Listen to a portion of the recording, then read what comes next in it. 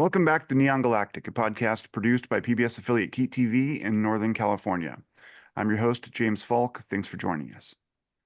One of the unexpected but cherished outcomes of producing this podcast has been the relationships I've built with people in and around the relevant topics.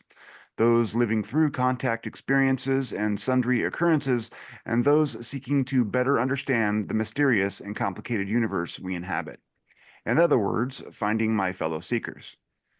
Many of these folks are now friends and colleagues who understand that our traditional acceptance of reductionistic and reflexively material excuses for the extraordinary are no longer tenable in the face of so much complexity and the snowballing accounts of anomalous experiences worldwide. Governments and universities, institutions of all types, are gradually opening their minds and, in some cases, their curriculum to the importance of staying humble about what we humans really know and what we don't. Even mainstream science, playing as it does the role of cultural authority and institutional gatekeeper, is slowly being forced to engage these phenomena and address what they mean for us as a species. Yet so much remains to be done, and it will require courage. Our guest today, David Stuss, is on the faculty of Camosun College in British Columbia, where he is a science instructor. Yet he's also a lifelong experiencer, someone who has consistently found himself a witness to occurrences that fall outside the bounds of conventionally accepted reality and point toward a deeper and perhaps more fundamental set of truths we're only now coming to recognize. My friend and occasional co-host, Dr. Chris Avis, who came on this show to divulge his own ontological flip, heard a talk by Stuss on the Camosun campus and began a revelatory conversation that ultimately led to our meeting and today's episode. This will be the first time David has gone public with his experiences and the deep considerations they've engendered. This is a risk for a man of science, but in the spirit of true exploration and the honest acceptance of facts, even when they undermine cherished assumptions, David has agreed to join Chris and I today and tell his important story. Our collective conversation these past couple of months has changed my life. David and Chris have become dear friends, and I'm absolutely humbled by this opportunity. As I mentioned, we've been talking back and forth for a month or more now, and we've had some stellar conversations. And in those, we've often kind of reviewed some of the experiences that you've had throughout your life that have kind of put you in this position of being open to, a different kind of reality than what we typically accept. So, David, do you mind if you wanted to start by giving us kind of a review of some of those experiences to give our listeners and viewers a sense of why you've come to accept that things may not be exactly as they appear? Sure. Yeah, I suppose I could start. Maybe one of the earliest ones that occurred was around age 7. I had a very peculiar experience of just a completely normal kid, running around and playing in the woods, but standing on my driveway, and I found a stone that looked something like a skull. It wasn't, it just was sort of evocative of that, and in terms of its shape. And I picked it up, and I don't know if a download is the correct word for it. Wasn't really experienced that way, but there was an immediate understanding, quite anomalous for my otherwise relatively normal 17-year-old mind, that there was almost an infinitude number of coexistent realities, and all times existed in the present, and just needed to shift an angle of view, almost like a diffraction or a refraction, and you could shift between these different worlds. And so, as I was holding this rock-shaped or skull-shaped rock, I had the sense that it was a human being that I was cradling, who had lived, maybe thousands of years before in this place, but was also in some sense still alive. And then I just carried on, my merry way, and when You were 7 there, right? yeah, and Yeah, it's, wow, I wouldn't say that I could have used those words at the time sure. at all, but it just sort of presented itself just as an understanding, and I haven't really been able to escape that ever since. It just kind of, from there on in, it was sort of like a default worldview, that, sort of lends the way that I would look at dreams or many other kinds of experiences that followed afterwards. Yeah. Um, there were a few things that followed that, but really, so I grew up in Ontario, in outside of Ottawa, and in Toronto for a little while, in a really quite a conservative environment, a Christian environment. There wasn't a lot of support for these kinds of things, inquiry into these kinds of things. But I ended up moving out to the West Coast, to Victoria, in 1993, and really, really felt at home when I came here. And I still live in Victoria. And that was really when things started to get strange. So that was at 19 years of age. And um, there was almost an immediate uptick in what we might call sort of paranormal type phenomena, of uh, almost like working through the list. I would have to say, if of the things that I haven't experienced currently, I think Bigfoot and a UAP sighting are the two that I've got left on my McDonald's Happy Meal toy collection. If you're keeping track that way, it's a pretty big list, I bet. You know. But I kind of started to inquire, just from some fortuitous connections I'd made with some people that I was working with, who were a little bit older than me and had been looking into these things, and so they were able to feed my curiosity with things to read, some introduce me to some different ideas. But of some of the really outstanding experiences that I had, probably the first one that was most dramatic in terms of forcibly challenging my sort of the default materialist worldview that I grew up in, was I worked in a restaurant in downtown Victoria, in a place called Market Square. Now, Victoria is one of the places in Canada that's got a reputation as being highly haunted. And there's a lot of ghost tours and that kind of thing. And Market Square is, in this haunted city, one of the most haunted places. So I didn't really know that at the time. But within a few months of working there, I started to hear some peculiar stories from the other staff, and just was, there's of course curious about them. But eventually, after I, starting to work really early in the morning or really late at night, I had a series of experiences, which I guess you would just call poltergeist type experiences, or ghost experiences. In some instances, I would have said that I saw ghosts. I'm not sure that that's I know what that means, but what people would call a ghost experience. I had a few of those. Um, but the ones that were really the most dramatic were the poltergeist type experiences, in which there were objects that would fly off the shelf, heavy things. I had things knocked out of my hands. And in some cases, with multiple witnesses, we could have five people in the room. Uh, in one instance, probably the most dramatic instance, a metal pie cutter, which you'd be at pains to break, if you tried, somehow like flew over some people's heads and smashed into pieces in the middle of the room. And at that point, I saw dozens of instances of that, and that really started to make clear to me that the worldview in which I was raised just couldn't be correct. Right? There were no breezes, there were no earthquakes. Many of these things were made out of glass, so it wasn't like transient, powerful magnetic fields. And it was just experience after experience, with multiple witnesses, of things which were simply physically not possible. David, how did your coworkers react to seeing this kind of This was, earth-shattering phenomena? yeah, this was surprisingly enough, the most disturbing aspect of this for me was, I got progressively more interested in it, and whatever the Yeah. phenomenon was seemed to respond to the fact that I was interested in it. In the sense, it almost seemed like it started to pick on me in some sense. Um, The hitchhiker thing, right? Almost. yeah, yeah, Yeah, that's yeah. right, exactly right. And um, as time went on, I would start to become a little bit more comfortable about drawing people's attention to it. Almost always, when one of these events occurred, say if it was like a pint glass that would fly off the shelf, um, nobody would really want to acknowledge it.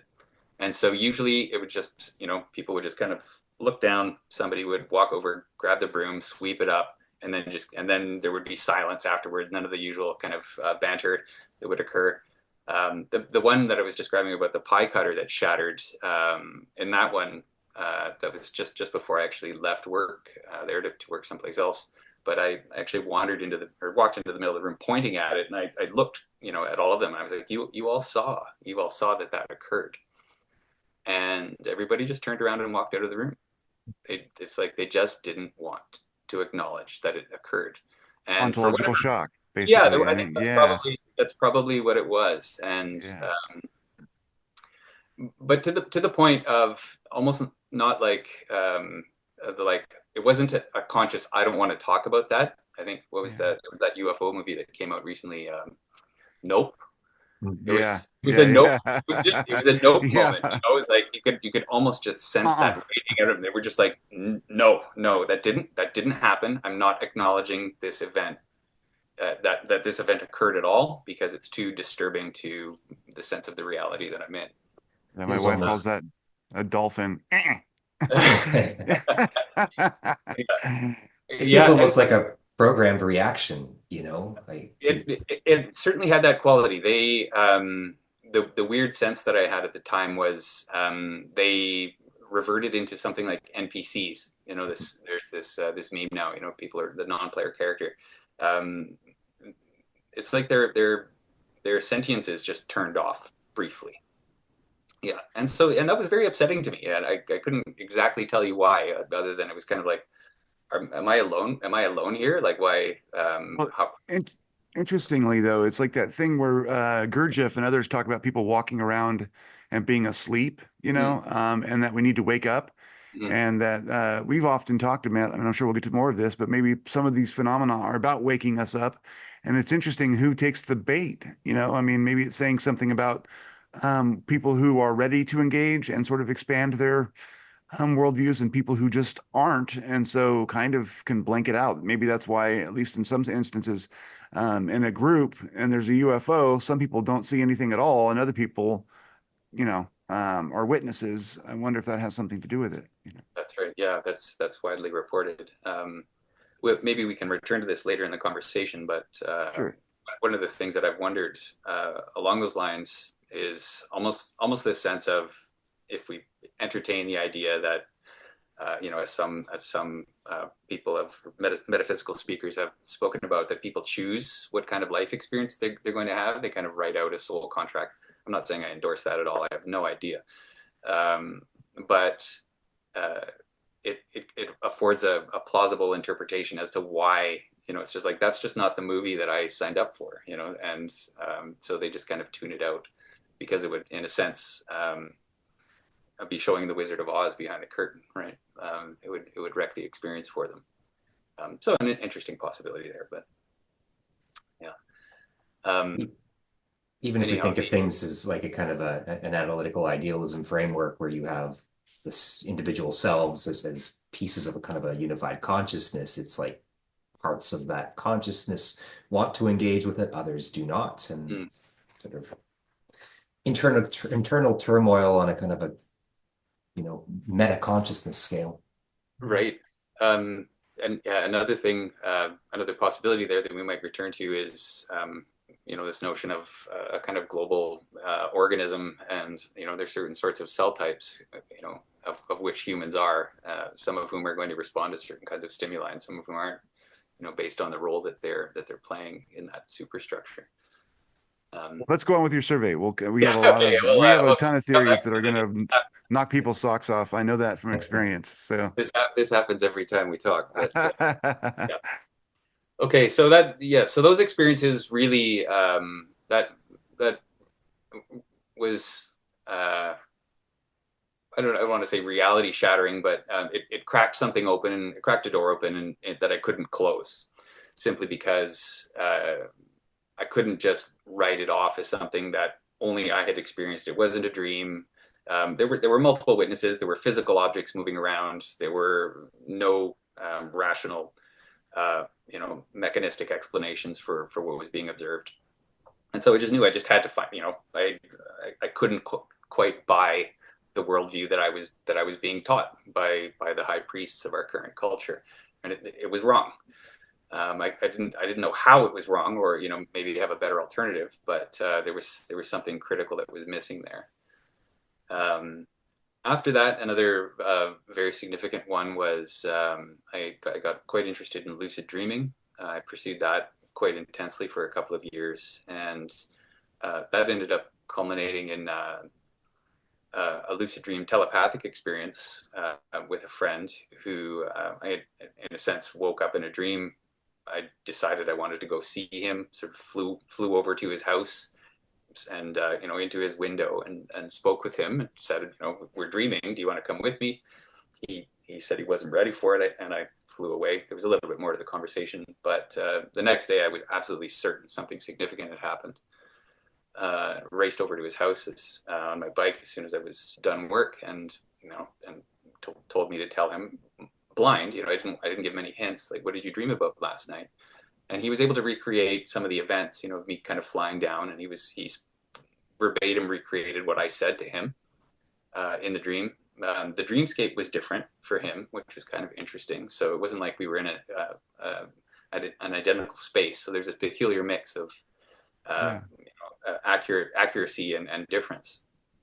But that then sort of pushed me to this notion of, well, kind of in addition to what the poltergeist or haunting type experiences were suggesting, that there was something about memory that was somehow encoded into physical space.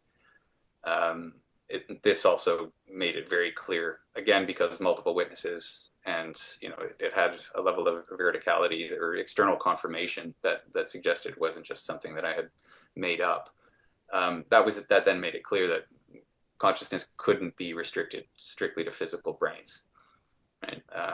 So whether or not that was a resonance or an entanglement or an analytical idealism, or there were lots of different ways of interpreting what had occurred, but the notion that consciousness was strictly something that was produced by a brain, I could also then no longer hold to that, even though it was the sort of the dominant. It still remains, I think, the dominant worldview or perspective amongst neuroscientists. So basically, it was an astral travel kind of experience. I mean, yeah, I think that's probably traditionally what it would have been called. I don't know if I don't know enough about the notion of the astral to say, it sort of suggests the notion of a plane which is self-existent. It still strikes me as entirely possible that what occurred in that case is, two brains are still running their own simulations. There's no such thing as an astral plane, but there was some kind of quantum entanglement that occurred, or some kind of resonance that occurred.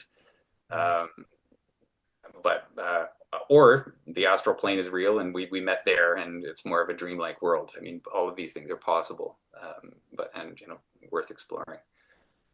I think it's fascinating, the idea that you seem to both be creating your own set and setting, but then the communication still occurred. I think that says something important about the nature of that phenomenon. Well, that's exactly right. And these are, if we can have an open-minded conversation about these things and have people share their stories, those are kind of the interesting, subtle details which will allow us to arrive at, or develop interesting experiments that could rule out certain kinds of possibilities. Like, why is it that some kinds of information seems to be transferable and others doesn't? So yeah, exactly right. Okay. Yeah, carrying on. Another interesting event that occurred, and I don't know that I want to spend too much time going down into the rabbit hole of all of the story behind it, but I got very interested in after reading some Terence McKenna about the significance of dimethyltryptamine, and also the spirit molecule, Rick Strassman's The Spirit Molecule. I had an opportunity to actually meet Rick Strassman. He was in Victoria at the time, just by pure magical coincidence. But as I was getting curious about researching that topic, I had the most astonishing synchronistic event in which, after reading the book, I was quite curious about the biological synthesis of dimethyltryptamine, because Strassman speculated about it in the book, but didn't, it wasn't clear that we had any good scientific data on it. And so for a term paper I was doing, it was in a biological psychology class at the time. I decided to write a paper on that, and just randomly kind of wandered into a part of the library that I'd never been in, where they keep all of the bound journals. Kind of, just saying this phrase, biological synthesis of dimethyltryptamine, and just happened to kind of wander down an aisle of, this one of these stacks where they have all of the bound journals.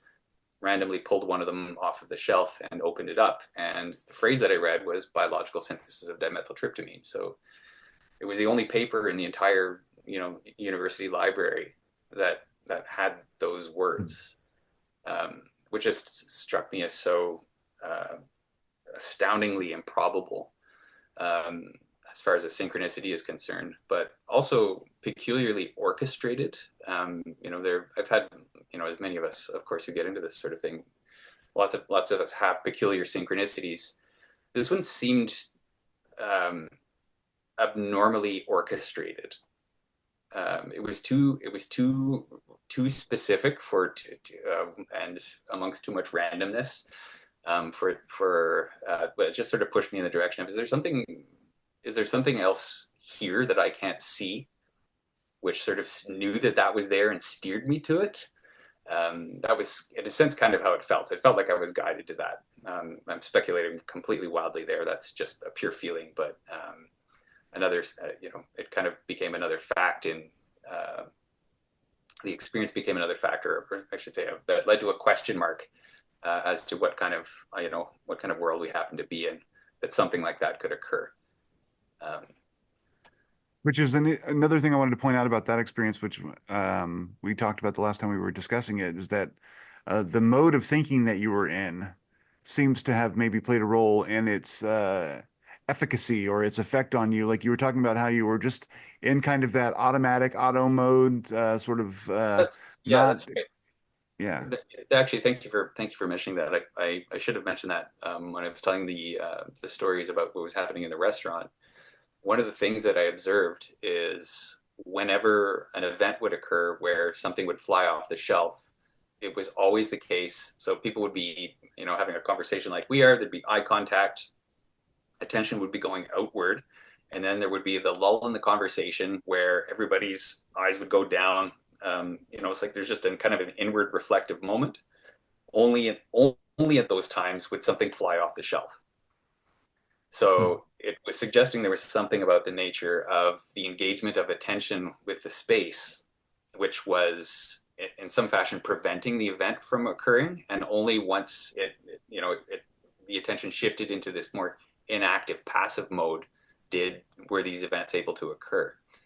Conversely, it could just be being polite, right? It's waiting their turn, right? There's my chance. Yeah. But it does almost, it's almost reminiscent in some cases of what you hear about, practicing of occultism, with the idea that the attention can't be too fixated on certain things, and then it happens when the attention is deliberately distracted. The idea of kind of putting an idea out in the universe and then forgetting about it in order to actually bring it into manifestation. Exactly. Yeah, it's almost like a release of it. Yeah, like you have to let it go into the ether before it'll manifest. Yeah, exactly right. Similarly, to return to the synchronicity, that event occurred. There was a kind of, we've all experienced what it's like. Certainly when you're driving and suddenly you realize that you've gotten there and you don't really remember the drive. You can get into these slightly more kind of autopilot kinds of modes, and when that event occurred, I was walking and not particularly paying attention to where I was going. I was just saying that phrase, biological synthesis of dimethyltryptamine, over and over again. And I could see where I was going, but my attention was not fully engaged. It was a little bit, trance is much too strong a word, but it was a little bit more, let's say, alpha wave, kind of meditative, sort of passive, receptive. Actually, that's probably the better word for it. More of a receptive state than in a very active, outgoing state of attention. I don't think I've ever told you this story, actually, but around that same period of time, it just connects to this notion of the quality of attention. I was waiting in line for a student card update. This was before they had, computerized printing systems, and you had to, like, the first week of school, you had to, like, stand in line for an hour to get your student card updated to get a bus pass.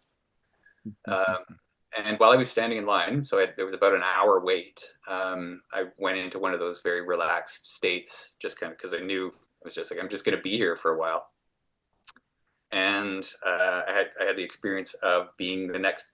I just suddenly flashed. I was the second in line to get the card updated, and the fire alarm went off, which had never ever that only ever happened once in my entire time at university. The fire alarm randomly go off. Um, and a moment later, I was back at the back of the line again. And so, whatever it was, 50 minutes later, I'm now fourth or third in line. And I suddenly remember that it's like, oh, the fire alarm's going to go off. And I just turned and I looked at it. And then there it went, right? And so it was like a full precognition. And similarly, in that kind of state, that in that sort of passive receptive state, but I knew that there was going to be a fire. So I just kind of pushed my way to the front of the line. It's like, please update my card. Everything's going to be fine. If it's going to happen, you might as well take Yeah, advantage of yeah. it, right? Yeah. So anyhow, all of those things pointing to a very interesting connection between the nature of the attention and how certain kinds of events unfold.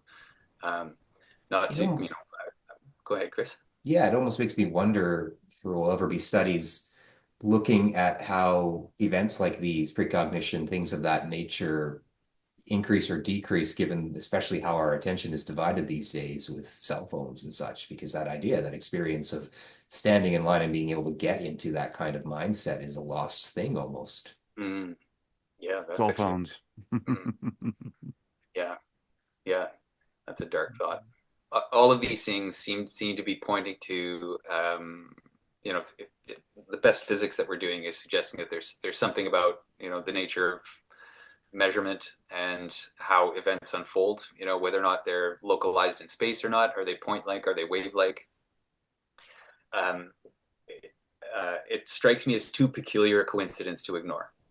And I can certainly understand why anybody who has spent all of the time and effort to really understand quantum mechanics, how it truly grates on them when people just casually talk about quantum healing or quantum whatever. The words get thrown around simply by, I think, and they just meant, my unlearned understanding of quantum mechanics is that it's weird. This is weird. I'm just going to call this quantum, and it's very aggravating to scientists. However, we can set that aside and still acknowledge that analogically, at least, there's something, there's some peculiar parallels that are probably worth looking at a little bit more deeply. I have opinion about that too. It's like I agree with all of that, where there's a lot of loose intellectual sort of, garbage that gets thrown around, and the word quantum gets attached to things. But at the same time, like, I don't know that science has fully grokked what the quantum, revolution actually means. And so people, I mean, sometimes the only ones who are actually wrestling with what it might mean that all these things are actually true, that, at the measurement problem and all this other stuff, are people who are laymen who are just trying to like understand the things they're being told and are being reported out of like, academic journals and whatnot. So I think I get why, physicists would be irritated by it, but I also get why others would be tempted to use it because they're trying to have the conversation that a lot of physicists are told, shut up and calculate, like don't have those discussions. So in that vacuum, you know, the culture wants to have that conversation kind of. Absolutely. And I can think of when quantum was introduced in my undergraduate degree, the whole ontological piece of it was completely sidestepped. It's focused very much on the math piece or on the measurement piece, which completely ignores the most interesting piece of the discipline. Yeah. Yeah, another interesting analogy there, but, in the context of the poltergeist type experiences, right? It's just kind of like certain sorts of folks. It's like all I wanted to do was quantum mechanics. I don't want to think about what it means. I just do the math, and that's it, right? I get the answers to the calculations, publish the papers, right? Yeah. Shall we carry on with this Yes. the litany of You're, strangeness? it's So already an amazing list. I mean, it's quite amazing. So this is, and it goes on, obviously. it So goes on. It goes on. It gets worse. The so around this time, I had a roommate whose girlfriend was quite into astrology, and she was introducing me to it. I was interested in it. Of course, it was just been exposed to it from childhood through newspapers, and never really had paid that much attention to it. Um, but she was very, very keen on it, and it showed me some things that sort of made me curious. And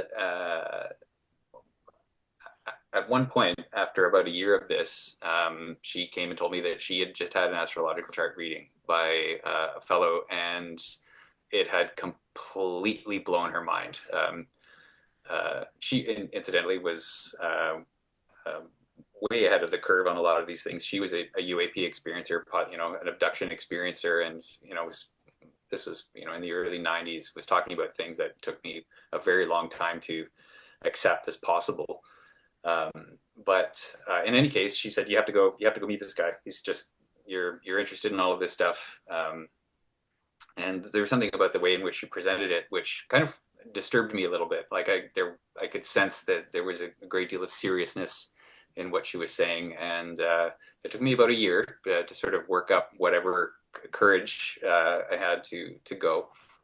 And so I spoke with this gentleman on the phone when I booked a meeting with him. I gave him my first name, my date, place, and time of birth. And a couple of weeks later, I went for an astrological chart reading. Now, this wasn't the first one that I'd gone to one. I'd had one before, which somebody had done. There was a professional astrologer in town, and she kind of winged it, and it was interesting enough. There was a little bit of smoke, but it was nothing that I would have said convinced me. Still, I was curious enough to go and meet this other fellow, and yeah, again, first name, date, place, time of birth, the only pieces of information that he had about me. And so I went over to see him and his wife, lovely older couple. This fellow's name is Arun, and I then sat down with him for 7 hours. He had 10 or 20 pages of notes that he had written. I guess he prepared for these things for like 2 or 3 days beforehand. And I had just probably the most profound experience of my life up to that point, in which this complete stranger who knew almost nothing about me had not only sort of pre-written down all of the major structures of my personality, but also major life events that I'd undergone, and with the correct timing of these things. And so, I was just sort of sitting across from him and listening to all of this, just a sense of him just sort of holding up a mirror and being like, look, so this is you, right? This is what your mind is like. This is how you have unfolded as a person. And just, the word ontological shock almost doesn't quite describe what that experience was like. Because it was just simply impossible. I could feel myself kind of starting to panic a little bit. It was like, do you work for some kind of intelligence agency? Have you been surveilling, you've been doing psychological tests that I'm not aware of, and you've been monitoring me my entire life. Like, how do you know all of this material? And as we approached the end of it, he put this question to me. So he's like, so you see the truth of all of this, and it was a fact, right? I couldn't deny that had occurred. And the question that he then asked, there's this I think it's a Gaelic word called gesh, right? It kind of means like it's kind of a blessing and a curse, right? But when you receive a gesh, if you act against it, you suffer, but if you follow it, you may be blessed by it. And he sort of he gave me one of these. The question that he asked was, if you see the fact of all of these things, why do you think this is you? Like, it's all, and she just showed me the papers. Like, it's all written down. He's like, we've just met, and yet here's your mind. Here are all of your life events, these major shifts you've undergone. Why are you identified with it? And I still am not able to answer that question, right? It's that sort of became the central, in a sense, the central question, which has haunted me for the rest of my life, which is, even though I, at some level, continue to identify it in a more broken way than I did before that experience, but it just became an inescapable question, right? So he introduced me after, that was such an experience of such consequence that I actually ended up dropping out of the philosophy program that I was in. I was so ontologically devastated by the impossibility of it that even though I was nearly done my degree and things had been quite successful up to that point, I just couldn't believe in anything that I had been taught any longer. So I ended up dropping out of school in my fourth year of philosophy, and was just kind of wandered, lost. I had a difficult couple of years. I didn't know what to do with myself, and was very, very confused.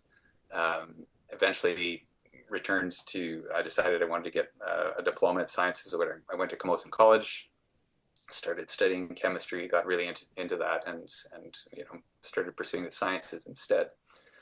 But what I was introduced to after that, it's once this kind of question of the nature of the astrological chart had been raised, and all of the metaphysical implications of that, through this gentleman who had read the chart, Arun. He introduced me to a philosopher who I hadn't heard before, named Jiddu Krishnamurti, who we've spoken about a little bit. Mm-hmm. And I started to participate in these dialogue groups that we were having out at the Krishnamurti Center outside of Victoria.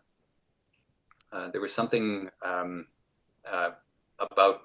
what Krishnamurti was talking about, which seemed deeply related to whatever the implications were of the astrological chart reading. So the more I started to inquire into it, I wouldn't say under the guidance or encouragement, but was sort of following along in terms of the inquiry path that the astrologer had already pursued, this gentleman Arun and his partner Dorothy. So Krishnamurti seemed to be looking at the nature of human consciousness as the origin of all of the conflict and sorrow that plagues human beings, and was making some, he would make some assertions that some of which were very easy to understand in terms of human identification with political belief systems or religious ideology or something like that. And so some of it was really quite practical psychology. But then he would start to get into some more obscure things in which he was talking about, not in an academic way, but something a little bit like the Jungian collective unconscious, and this notion that there was something about the thought process which was generating a sense of selfhood and time, right? So almost at a level of fundamental physics, that there was some kind of process that was in operation in human beings, and that even though we all had an individual sense of consciousness that was unique, that it was in fact a field-like phenomenon that all human beings were participating in. So again, a kind of a Jungian notion and this seemed to provide an interesting framework for how to think about what I'd experienced in the astrological reading, that what Krishnamurti seemed to be talking about, that all humans are participating in a kind of a collective memory. I could see that as a kind of a mechanism. Well, that seemed to be what the astrological chart was showing. Like, how could it be possible that positions of planets had something to do with my individual identity if they weren't something like indicators of the mechanics of a giant sort of cosmic memory that was built into space-time. So I got increasingly interested in this, and one of the things that I found when reading Krishnamurti, that he would talk about meditation, this state of being in which thought would end. So if there was a kind of if one came to a state of total silence of thought without any ability to control or determine when it would occur, there was a possibility of something that he called meditation with a capital M. And when he described meditation, the language that he used, even though he was very matter of fact about it, was just simply impossible to understand. Because he would describe phenomena like, in the state of meditation, one could be on the porch, and on the other side of the hill, there's a dog barking, and there's you on the porch, but you are the dog, and you are the hill, and you are the sound traveling over the hill. You are all of those things. So this sounds a little bit, something a little bit like, the kind of Zen being one with everything, which, I had always kind of interpreted to just mean it's just a kind of a feeling of not resisting, of a deep inner peace and connection with everything. But it was more of an emotional state. But there was something about the way that Krishnamurti spoke about it, which made it seem that it wasn't just a feeling. He was like saying, no, you are those things. And he would refer to a state in which there was no center. Right? So in any case, after a few years of kind of participating in these dialogue groups out of the center, getting, and kind of approaching it more from a philosophical cleverness point of view, which was part of my conditioning.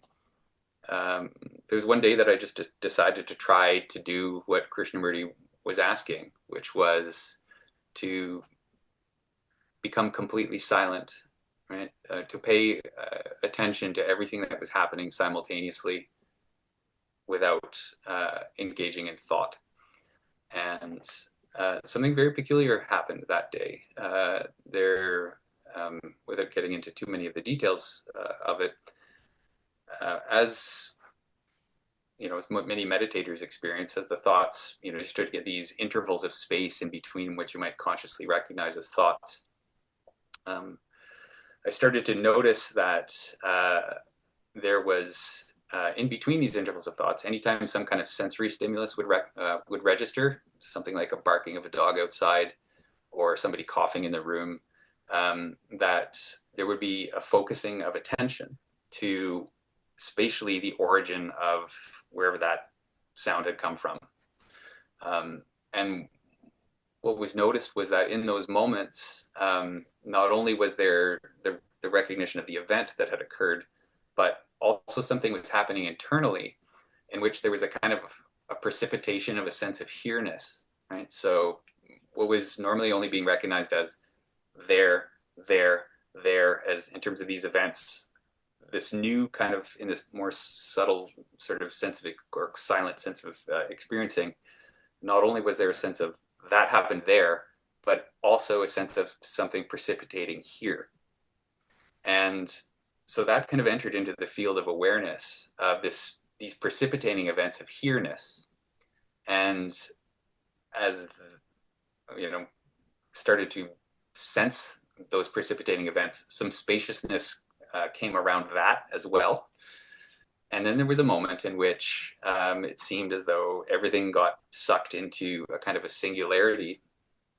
The entire field of perception collapsed into a point, and then there was this moment of a kind of a silent explosion in which the sphere of awareness, I guess you would say primarily visual, but it seems like a fusion of all of the senses, just expanded outward.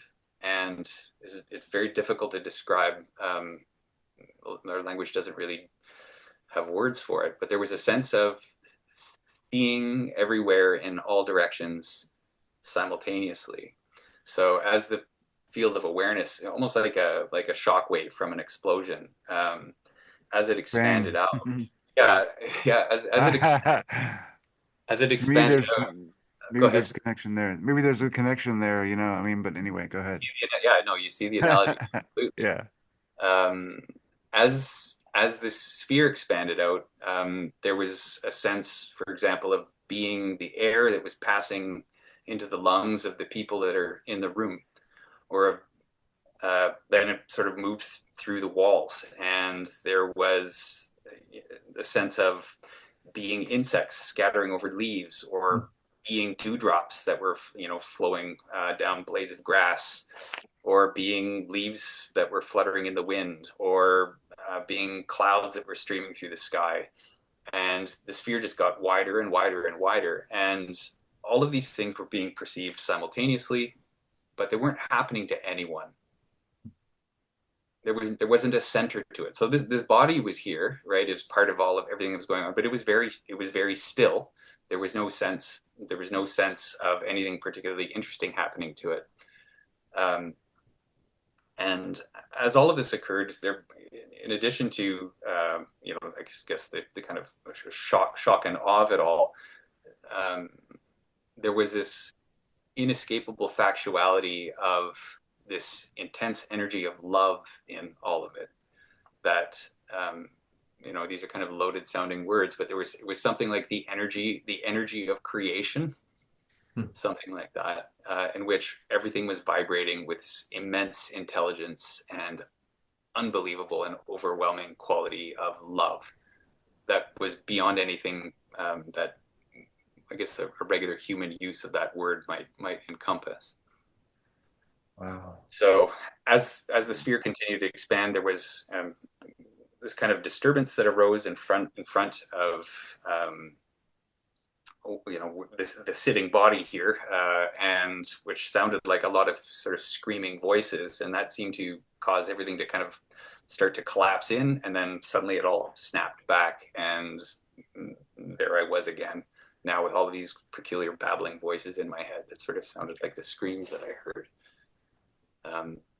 I was absolutely shell shocked after that. It seemed something like a kind of kind of like a death of some sort, right? This sense of psychological continuity had come to an end transiently, and I was able to talk with the astrologer Arun. He unfortunately had to go in for a surgery later on that day, so we didn't get to speak right away. But about 10 days later, I was able to speak with him, and he, there was this moment in which he was like, "Okay, yeah, you've seen what it was that I was trying to show."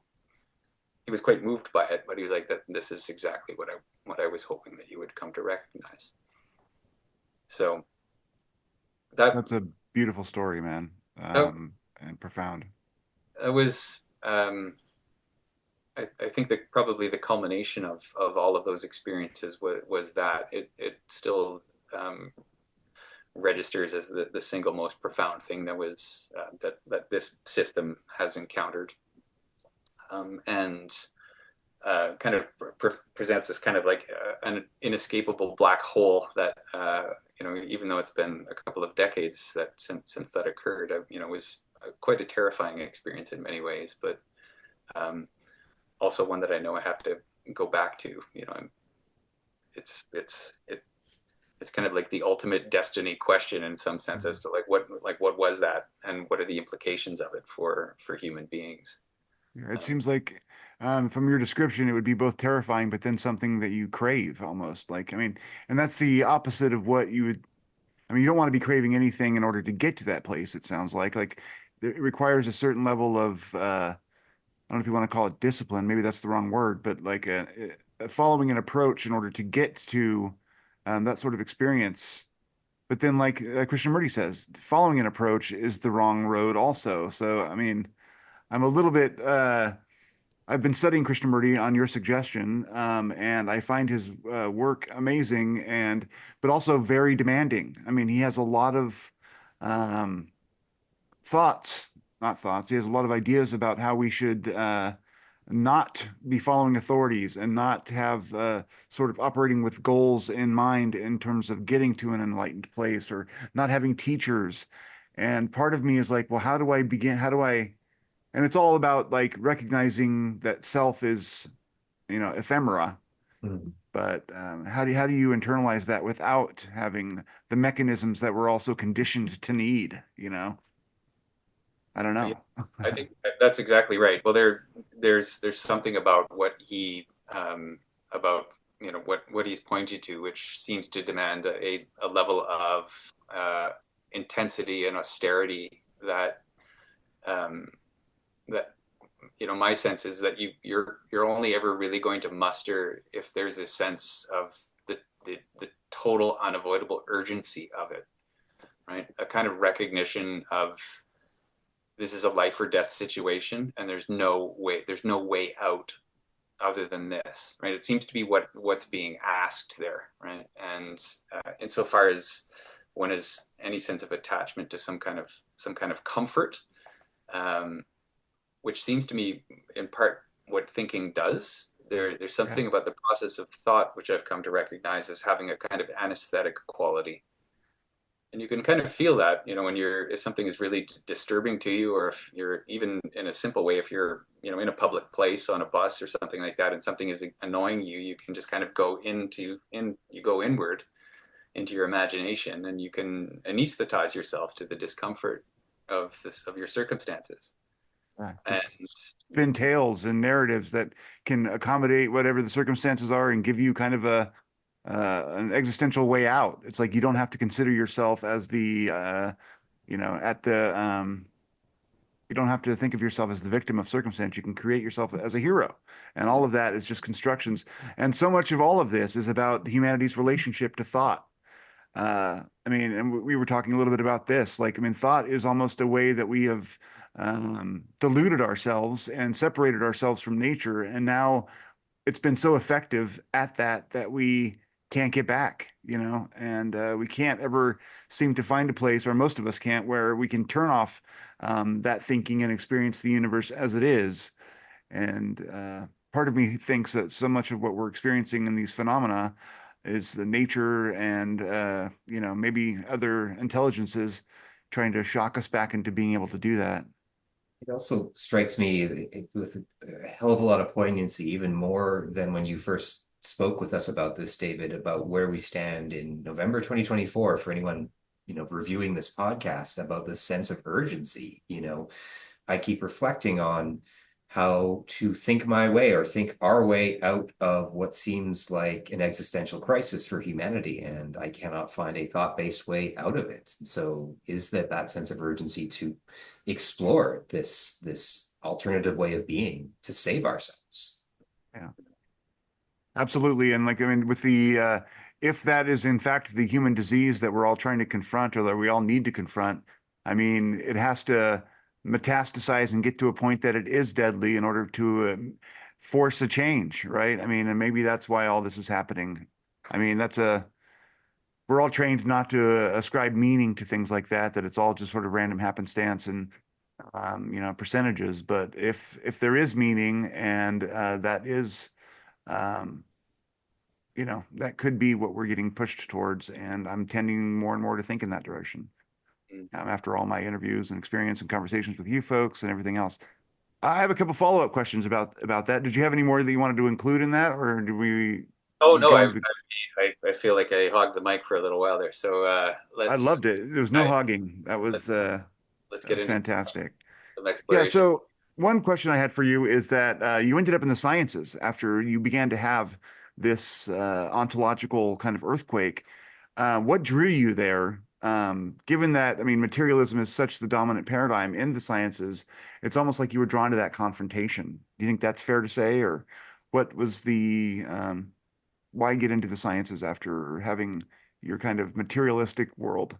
There's two sides to that, and one of which I'm proud of, and one of which is I'm a little bit ashamed of, and not in too strong a way, but the part of it is just that given this kind of confrontation with the sense of the worldview that we all grew up in is wrong, what kind of toolkit can I develop and participate in and share, which will allow me to try to understand the nature of reality with as high a level of rigor and clarity and truth as possible. And we know well that science is one of the best sets of tools that we have for answering certain kinds of questions.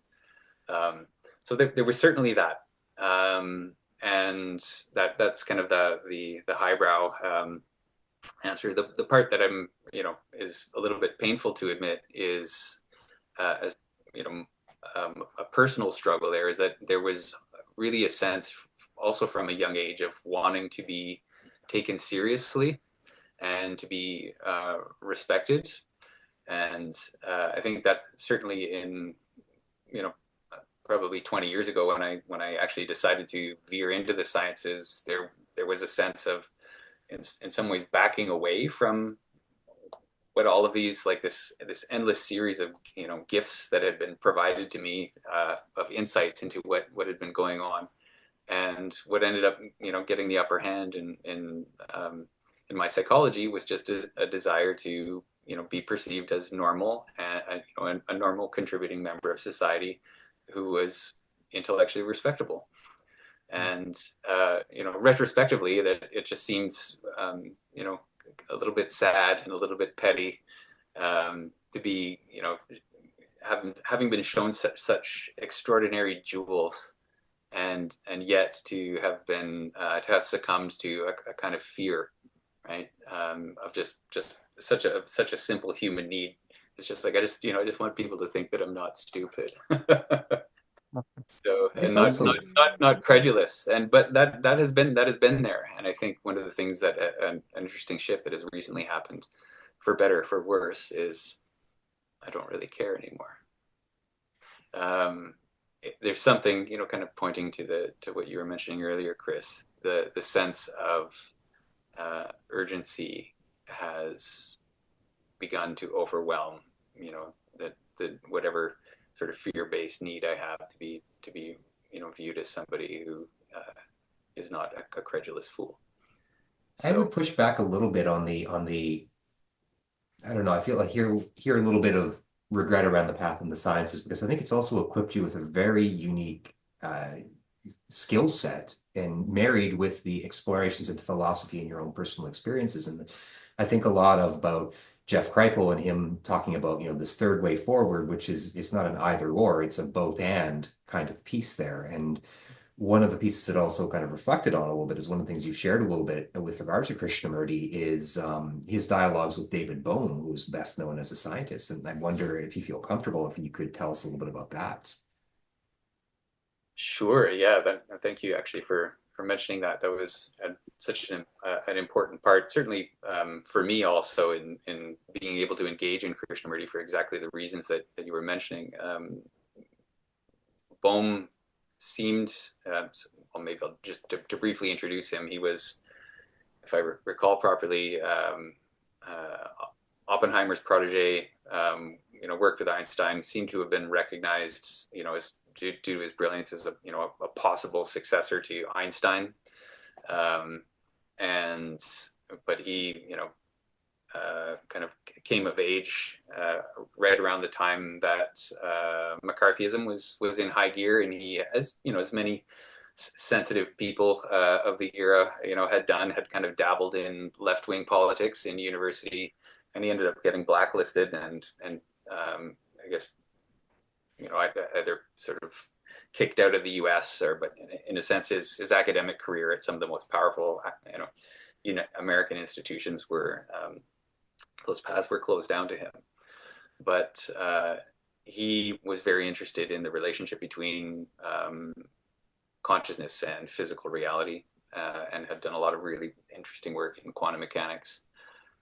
And at some point, I gather, realized he came across the work of Krishnamurti and saw that the conclusions that he was coming to at a theoretical level were seemingly being instantiated in Krishnamurti from the inside out. It's like this person seemed to have somehow or other experientially arrived and possibly instantiated this different way of being, or a different kind of perception. And so they had a series of dialogues together, and I always found Bohm's work in this regard quite compelling, insofar as it seemed to provide a kind of a bridge for people with scientific training, or sort of steeped in a materialist background, to allow you to connect with some of the things that Krishnamurti was describing, which seemed a bridge too far, or just too difficult to understand.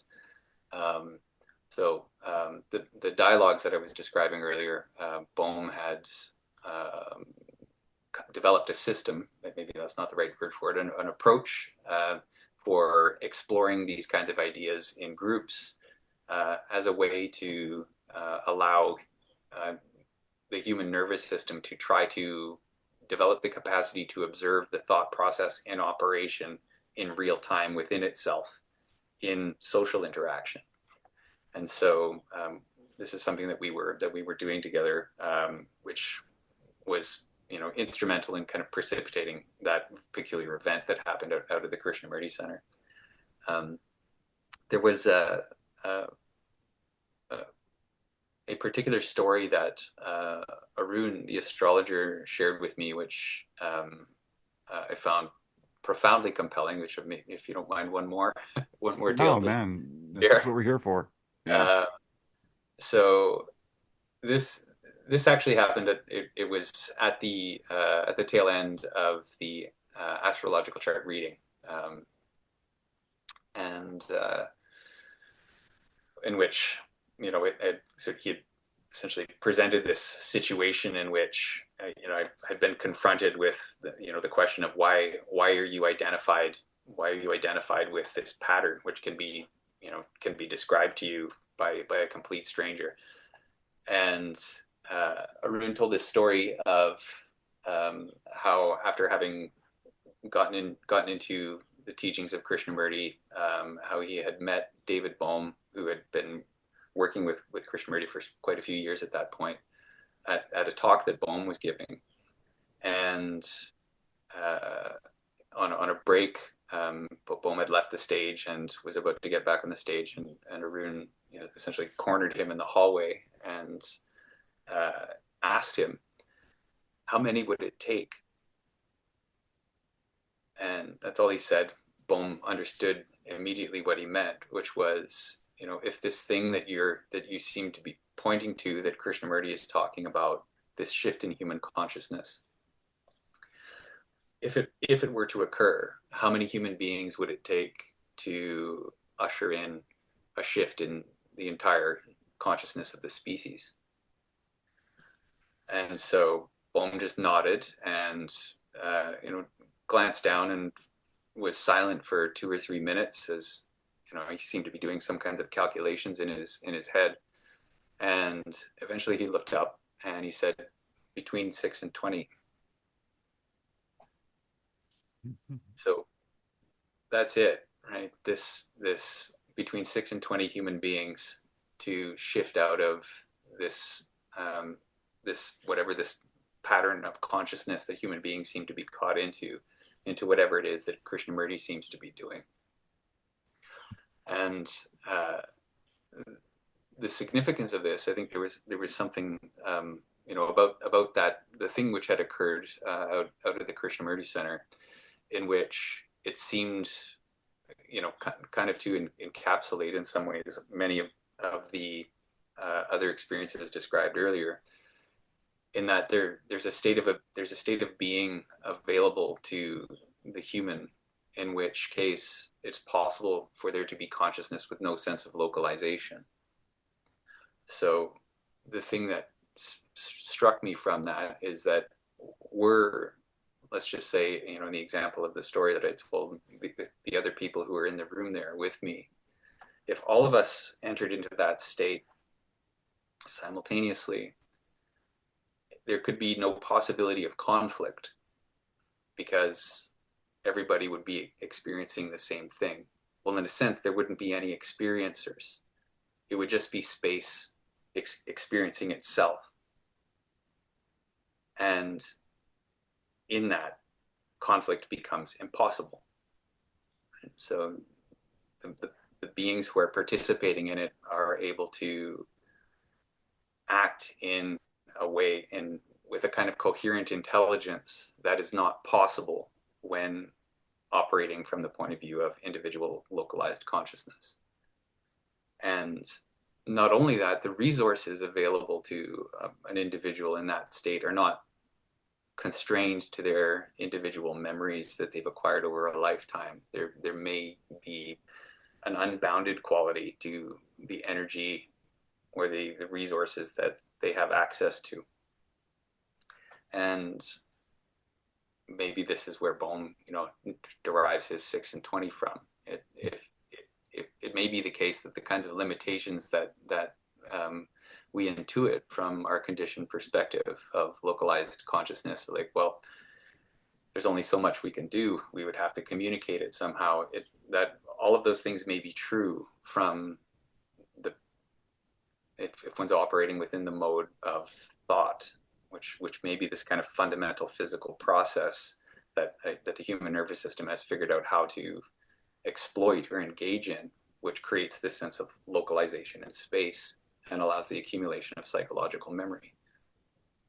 But if the brain isn't engaged in that mode, it may not be constrained in the same kind of way. And there could be some possibility for a coherent action that emerges, which may be something that isn't controlled or planned. It just acts of its own intelligence. So, yeah, You've talked about this, David, and one of the terms that came up was kind of like a phase change and reaching sort of a critical mass. And to me, what it sounds like you're talking about is if enough humans um, achieve that state simultaneously or within proximity, or what I guess locality wouldn't count, but if enough people do, there could be some sort of like I said, a phase change that triggers an avalanche shift across the species that potentially, like we were talking about, triggers a morphological field or something else that suddenly allows the mass of humanity to more easily connect to that field, perhaps, and uh, raises us all collectively. And that's the first time that anyone's, to me, talked about the idea of the evolving human consciousness. This is the first time that there's been mechanisms that are discussed that are actual things, rather than there just being, oh yeah, we're all, we're going to raise our vibration level to the fifth density, or whatever like that language is. I appreciate what they're saying, but I don't necessarily understand how that would occur. But what you're saying here is a different sort of thing, and it reminds me of another discussion we had about, like, if the planet is considered an entity, sort of the Gaia theory or whatever, and it's evolving a consciousness, it needs an executive intelligence, and that, from some perspectives, would be human, as apparently the most intelligent species on the planet in terms of that kind of intelligence. Um, that kind of raised consciousness may sort of function as us becoming the sort of intellect of the planet. And that's entirely me, not you. But it's interesting ideas that arise out of that notion of us forcing an evolution by kind of achieving this spiritual awakening simultaneously. I love it. I think that's a fantastic and very, very inspiring idea by Bohm and Krishnamurti.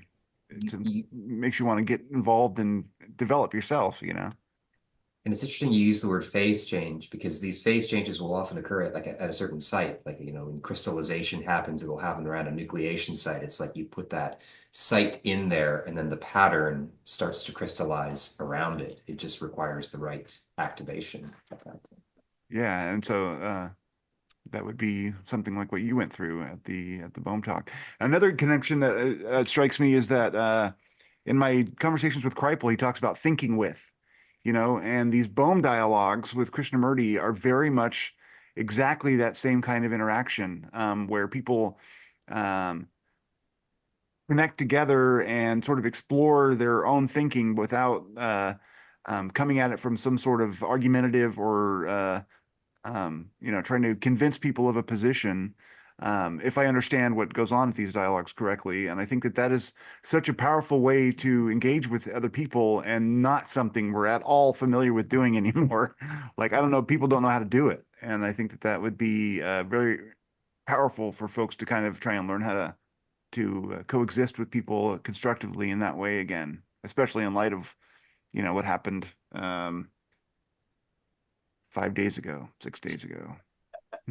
I think that's exactly right, and my sense is that maybe it's that, especially now with technologies like this, we may be afforded. Although I do think there's something special about the kind of communion that can occur in physical presence, right? When you're in a room, there's some kind of, I've experienced a kind of phase shift of sorts that can occur in these dialogues, in which I call it the emergence of the density. But you can it's a little bit like the onset of a psychedelic state, where you just feel a shift of some kind, and it's as though the air in the room thickens, or something like that, and then interesting things can start to occur. But all of that said, I think you're exactly right about dialogue, and that it kind of had its day in the 70s and 80s, and maybe its time has come again.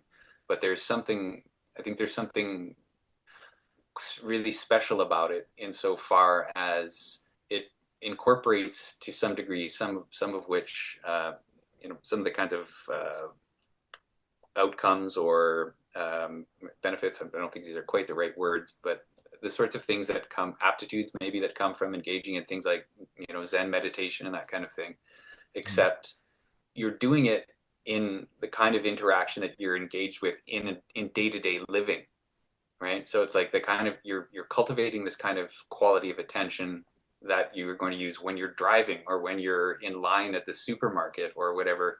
And so this is, part of the whole significance about what Krishnamurti is talking about, is that meditation can't be this specialized thing you do in this room where you've got your altar and the incense. It's like it has to happen in daily living. Yeah, It's a the way of life. It's a quality of being that has to come alive in, moment by moment, in how you're engaging with the people around you, with nature, with your chosen, life activities. And so dialogue provides this kind of unique set of training wheels, if you like, or this an environment which will allow something like that, a kind of acclimation, to occur. And there's something about that it also affords, insofar as it's, if we can entertain the idea that there's something about the process of thought, instead of just doing what many meditative practices encourage, which is to develop a kind of a state of awareness in which one just watches, thoughts arise, and they come and go without getting caught into them. This becomes something a little bit more active, insofar as, like, no, sometimes you are engaging in the process of thought, but at the same time developing a kind of proprioceptive awareness of what the physical process is by which a thought precipitates and emerges in the nervous system, not at a theoretical level, at a proprioceptive level, right? So it's like, as it happens in real time, just like I might say to you, it's like what it's like to pay attention to your breath. And as soon as I say that, you're just immediately, right, there's this thing that, or your posture, right? You can just immediately get the sense of the shift of how your awareness moves to take this process in. And if that awareness begins to settle into the nervous system as a physical process, and by that I mean like a fundamental physical process, like I don't know, the creation of atoms, in the sun, or something like that. Like it may be something really, really fundamental that the nervous system has in our evolution discovered how to use.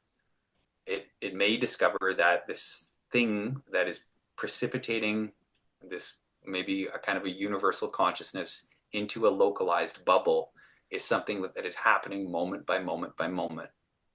And if that comes in, if the system becomes sensitive and able to perceive that, then it may be able to enter into a state in which that's held in abeyance, and then there's this other dimension that is underneath it, which is always there. I think a point that I wanted to make earlier about that peculiar event that happened out at the Krishnamurti Center is that happened in a day. There was no process of becoming. There was no training. It was one day I just decided to, with all of my seriousness that I could possibly muster, to just sit down and try and do the thing that Krishnamurti was asking. And in one afternoon, it was like the thing that he was describing became evident. It was not. This was not 10 years in a monastery. Right? In the manner in which it presented itself is like, oh, no, no, no. This isn't like something to achieve. This is the ground state of reality. This is what the universe is in itself, and what I'm doing in my moment by moment existence. This is the anomaly. And so, in a sense, it was like I started to get, the conclusion that I've been left from it is that the human mind is caught in a kind of spasm, right? And there's not that there's so much anything to achieve other than it needs to relax. The Relax, yeah. needs to relax. Yeah, It's like we're seized up like a fist and we need to open the hand or whatever, that's right. That's right. So there's something about, it's like, if we look at it from an evolutionary perspective, that if in some probably prehistoric ancestor, before long before anything resembling a modern human emerged, somehow nervous systems realized, or evolution discovered how to precipitate consciousness to create a sense of a localized bubble of perception.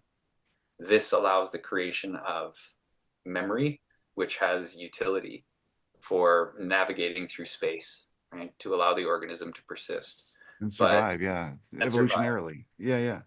It also leads to the sense of time from, a kind of a linear sense of time, right? The sense of localization means you were here, then here, then here, then here. And from the series of localized environments through which that being passes, a sense of a personal history begins to arise. If part of the memory then encodes fear, then, and if there's this sort of astrological notion that seems to be this collective memory that has been accumulating for eons of all of the experience of localized beings, then maybe part of the spasm is what we're built of is just millions of years of fear, right? This is kind of like what's sitting at the root.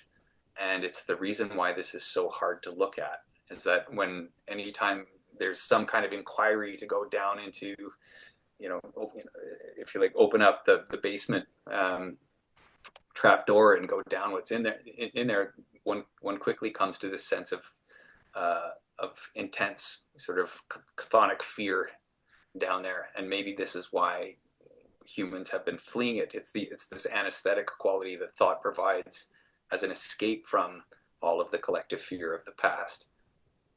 Well, I know some traditions talk about the two polar forces of love and fear, one pushing apart, one bringing together. And it seems like, this could be part of it. One question I wanted to get at, so my show has been started about UAPs, started about non-human intelligence and that sort of thing. And you're making an argument that the astrological tradition, when properly understood and properly deployed by practitioners who understand and maybe have a level of insight, may have something very important to say about what's going on with UAPs and HI and that sort of thing. Can you give us a sense of what that argument is, so that folks, because I talk about all kinds of fucking weird stuff, but astrology makes people's hackles rise. And I've had Richard Tarnas on here, and I've read his book Cosmos and Psyche, and now we've had discussions, and I've seen you actually give a reading, and it's been hair-raising in a way. There's things going on there that are beyond the surface of what people read in a newspaper, astrological horoscope. It's deeper than that, and it's saying something about how the universe is entirely sort of enmeshed together. It's connected. It's a whole, and perhaps it's one mind. I don't know, whatever metaphor you want to use to describe it. But how does that play into your thoughts surrounding UAP and NHI and those things? Yeah, fantastic question.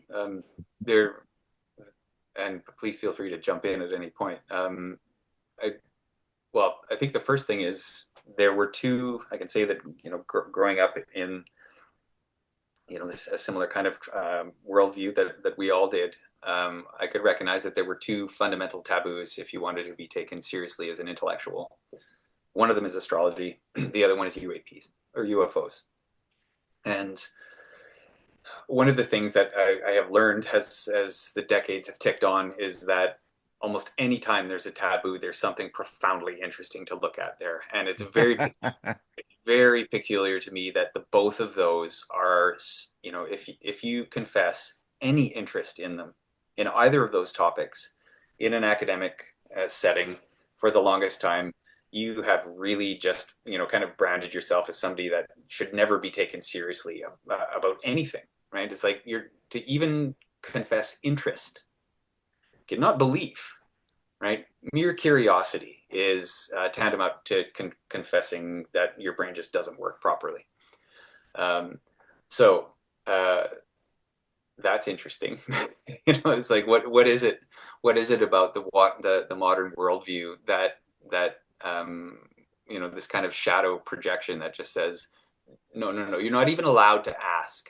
You're not allowed to look at those things. Don't go there. Um, so maybe to start with UAPs, of course, the the long-standing assumption has been that these things are kind of nuts and bolts crafts. The extraterrestrial hypothesis is the case, which may yet prove to be true at some level, but the deeper one goes into any of this, as people like Jeff Kripal have, or Whitley Strieber, or Diana Pasulka, it very quickly becomes clear that if maybe there is some aspect of it which is entirely nuts and bolts, which is possible, a vast majority of it also has a lot of high strangeness associated with it and a consciousness aspect associated with it. So people have spiritual type experiences, precognition, paranormal experiences, hitchhikers, poltergeist, you name it, right? The list goes on, and very quickly you go down the rabbit hole and realize that there's something about this which isn't just little green men in spaceships coming to visit. And then that starts to connect to the Celtic fairy folk traditions and the Jinn and the Asuras and the Devas. And, so what starts out as seemingly, kind of a nuts and bolts topic quickly becomes a spiritual consciousness topic. And the line between those two things becomes quite blurry. Similarly, we can look at the other taboo topic, which is astrology, which, if taken seriously, and my sense, and I can completely understand, the from how it's presented in newspapers and all of that sort of thing, and recognizing all of the human frailties about wanting to be meaningful and looking for kind of pattern finding and all of that kind of thing. But Confirmation bias and all that. yeah, And all of that is true. there's also that whole like, hey man, what's your sign? That that whole cultural phenomenon from back in Yeah, the yeah, singles bar age. that's But right. That's right. yeah, Yeah, it's got the cheese associated with it too. But yeah, but all of that said, anybody who just relaxes a little bit, lowers their extreme stringency. If you spend any amount of time, as is just like with UAPs, if you spend any amount of time looking at this, you start to realize there's signal.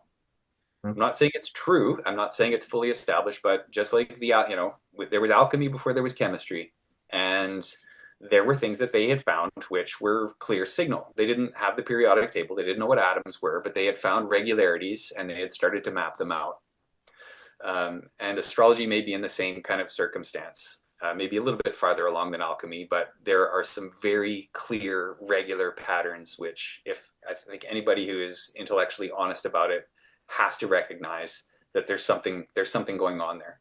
Right? To me, that's no longer a question that is ambiguous. Right? It's like there's a very clear answer. There's something there that needs to be studied clearly and understood, with all of the tools that we have at our disposal. But if that's the case, then the question let's just assume that astrology works. Well, then the question is like, how can yeah. something like why would the positions of the planets have anything to do with individual psychology? Which, from the point of view of a materialist, it's just like you can understand why somebody who's steeped in a materialist worldview would just see that as being completely impossible. Yeah, that's right. um, and they're looking at it from a causal point of view, But if we allow for the possibility that, maybe the universe is just a giant information field, which, there's some very serious-minded people credible scientists, rigorous scientists who are proposing those kinds of ideas, or like the notion that the universe is a hologram, right? And well, what do we know about holograms is that that's all of, like, if you take any part of a hologram, the whole structure is encoded in the part, just at a lower resolution. Exactly. Right. So it's like, how much more do you need for a possible mechanism for astrology? It's like, well, what are you?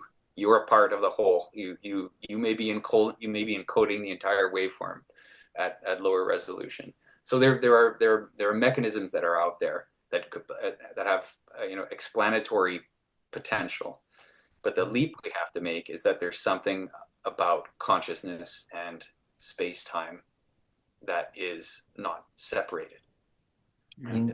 You know what's go ahead. Sorry, I'll just one more point there, Chris. And so I could say that on a theoretical basis, and certainly those experiences push me in that direction.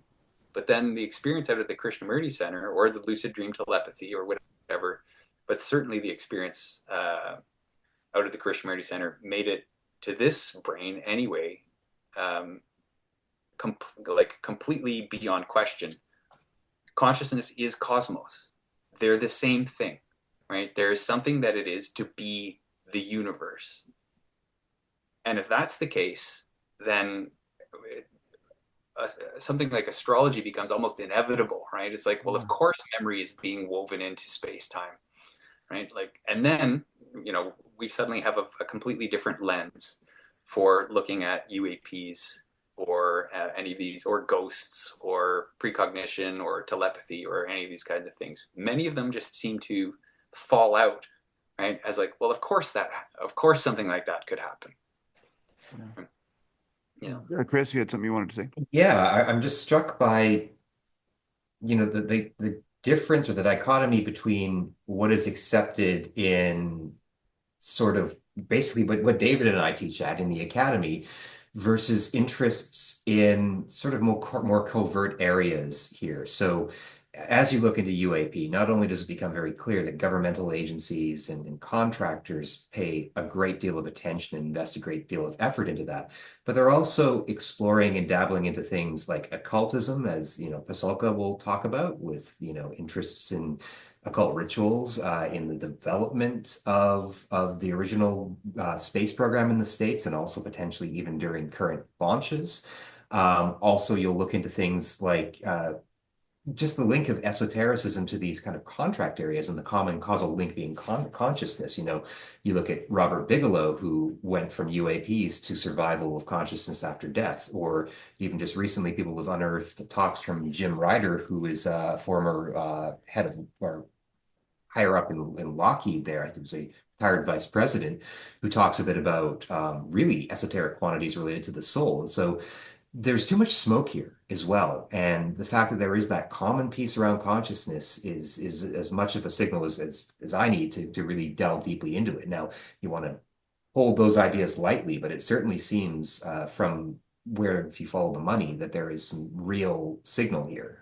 And I think one of the things that David and I have debated as well is, what is our role as academics? How do we bring this into the academy, or shine a light on this, so that this is not just relegated to these kind of more shadowy areas there? And I'm not quite sure how to do that, other than that dialogues like this, and lending our credibility, as it were, to these discussions helps. And so hopefully we can inspire more and more academics to come and take up the mantle and look at this, because as you say, when you start to look at it, the signal is there.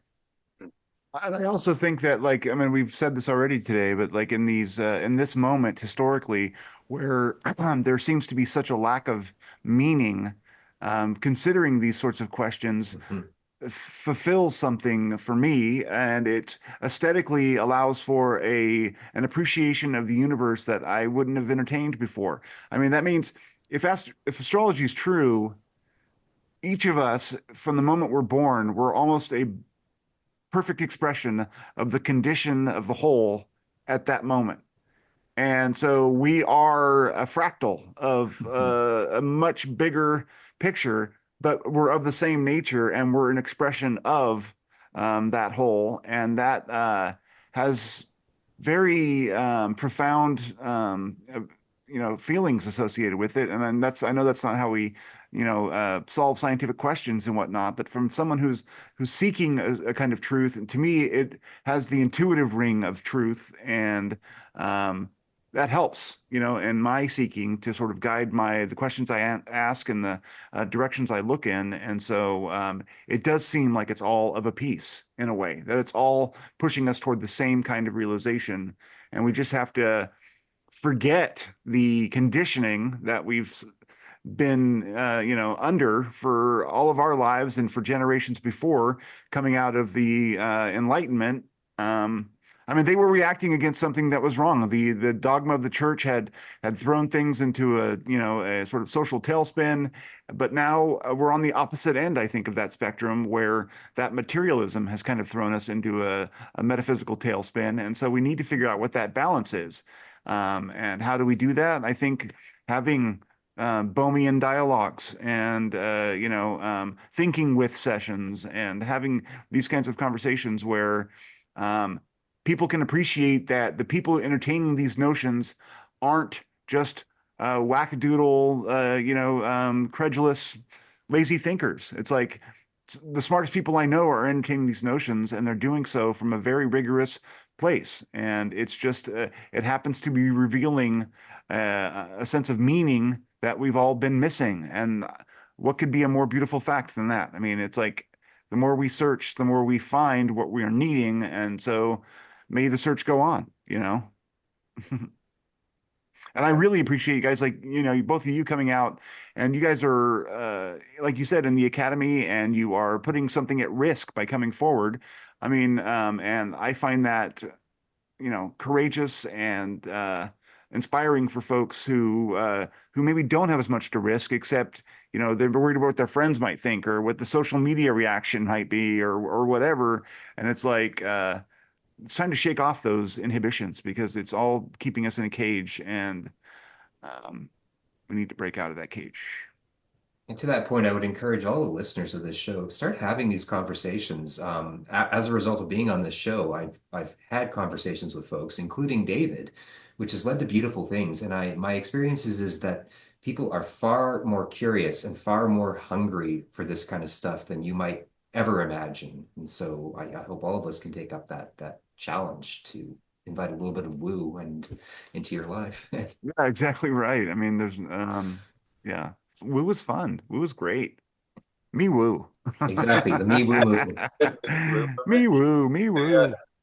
There's something about permission, Mhm. and certainly, I found this in my conversations with the two of you, and something that I was attesting to earlier. Of my struggle with all of this has been trying to integrate the desire, the kind of primate desire to fit in with the community and be taken seriously as a responsible contributing member, and then all of these weird experiences that have occurred, which the collective community seems to be saying aren't real.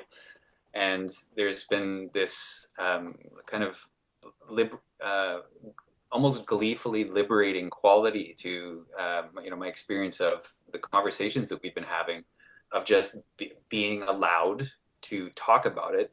In a sense, it's not like we're letting down our standards of rigor, but at the same time, there's this quality of openness, and it's like, okay, well, let's just conjecturally entertain. If listen, be open, let people tell their stories, not uncritically accept. We can still engage in trying to figure out exactly what it is that's going on, but there's something about the permission to just tell the truth about what your experience is, which is so unusually liberating.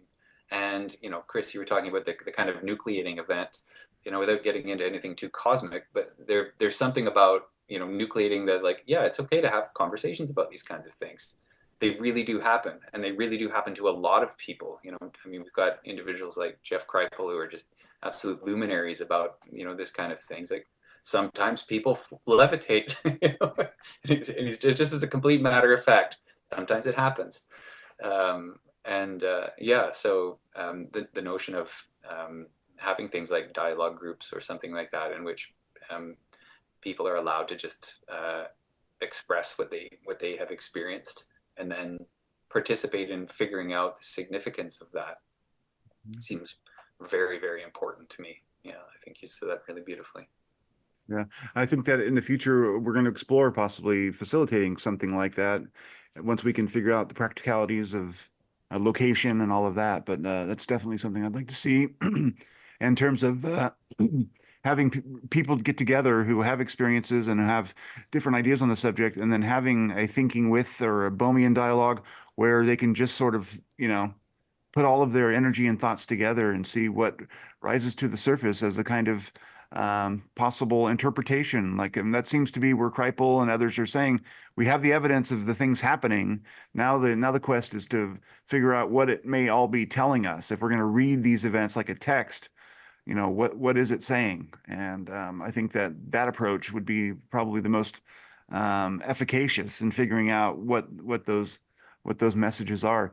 It also reminds me of what the other thing that you had talked about before, which was the sort of ontological optometry, which when you being able to flick between worldviews when you're discussing various things, and keeping everything on the table, but not Mm. necessarily approaching everything from the same um, you know uh, intellectual point of view, right? That's sort of what you meant by that.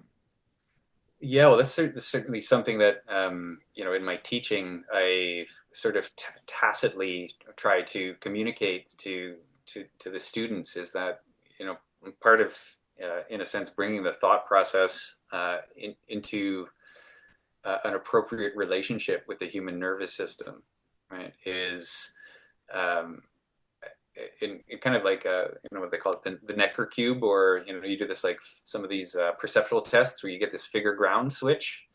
Mhm. If we can imagine a kind of multivalent version of that, and I think the analogy that we had talked about is just like when you go to the optometrist, and they both, it's like, is it clear with this lens or this lens, this lens or this lens, as they're kind of honing in on your unique prescription. Um, is that we can use a similar kind of approach, but with ontologies and metaphysics, in which it's like no single one of these is going to yield any, in the same way. Well, we just know this from perceptual science. If you want to really understand what an object is, what you do in a physical sense, you you walk around it, you look at it from a multiplicity of points of view, and you see this in the development of a child's nervous system. As they're starting to figure out the nature of reality, if you look at something from multiple points of view, but then you taste it or touch it or smell it, and you get convergence of multiple sensory systems, suddenly the nature of the object reveals itself. And so instead of just doing at the level of sensory perception, we can do that at the level of worldviews, where if you really want to understand something deeply, you have to have the capacity to switch almost effortlessly between viewing it from a multiplicity of different views, each of which is going to give you some kind of insight. If it's rigorously developed, will give you some kind of insight into some properties of the nature of that system, which another perspective won't.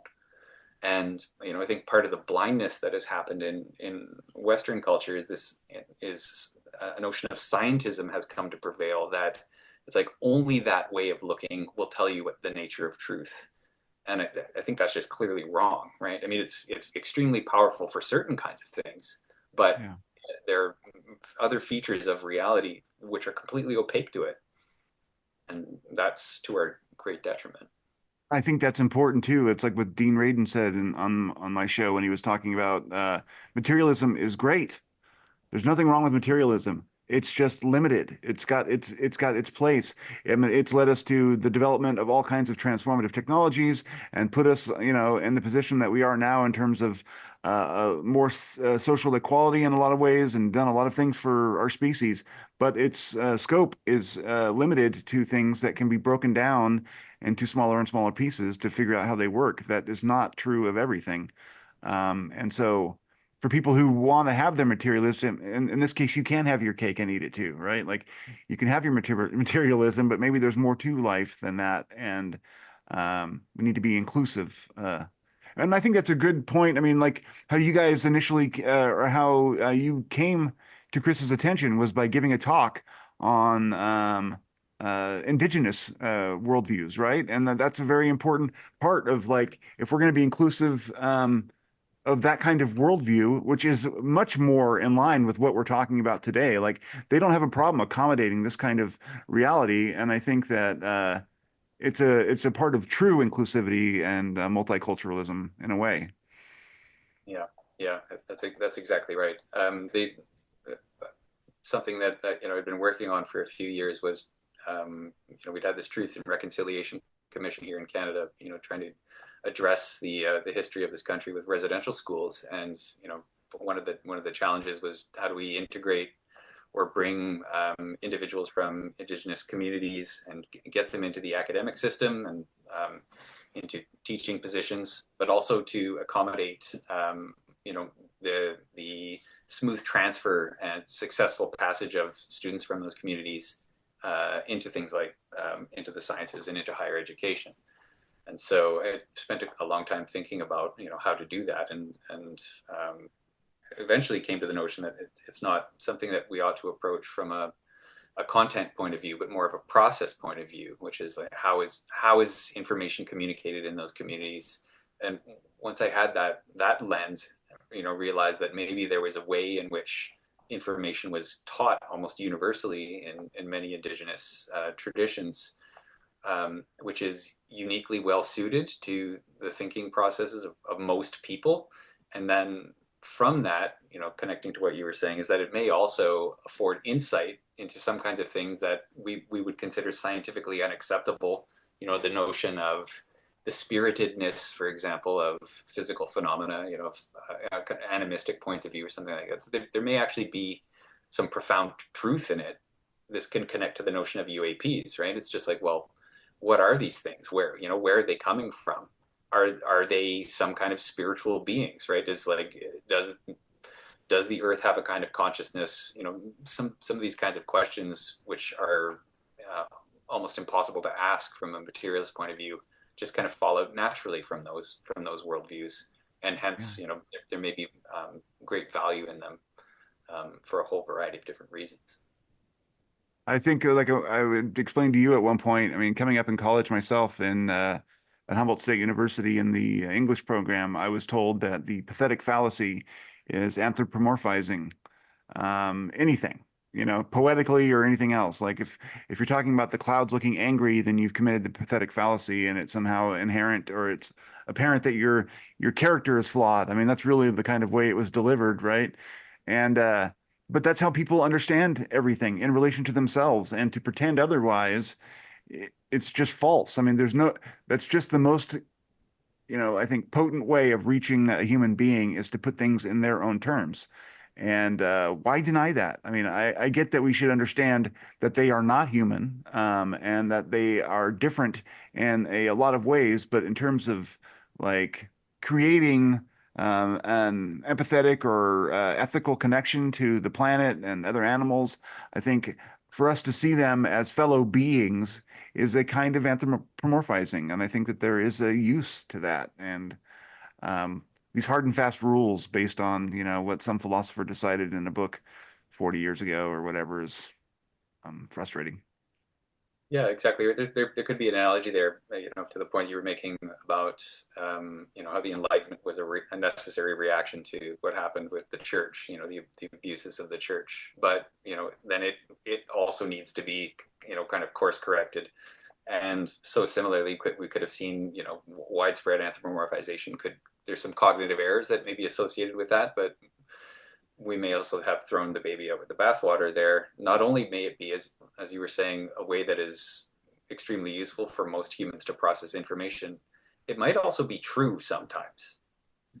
And now that we've got notions of artificial intelligence and the possibility of cognitive systems being implemented in a whole variety of different ways in systems that we might not otherwise think of as thinking things, maybe in ecologies or in plants or in forests or bacterial colonies, right? Like we're starting to entertain those ideas scientifically, and it could be that some of these indigenous traditions just figured it out a long, long time ago, and we're simply expressing it in language that seemed a little bit too straightforward for a scientific mind to appreciate.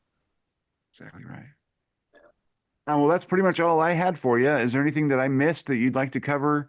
Or Chris, do you have any questions that you wanted to throw out there that we didn't address?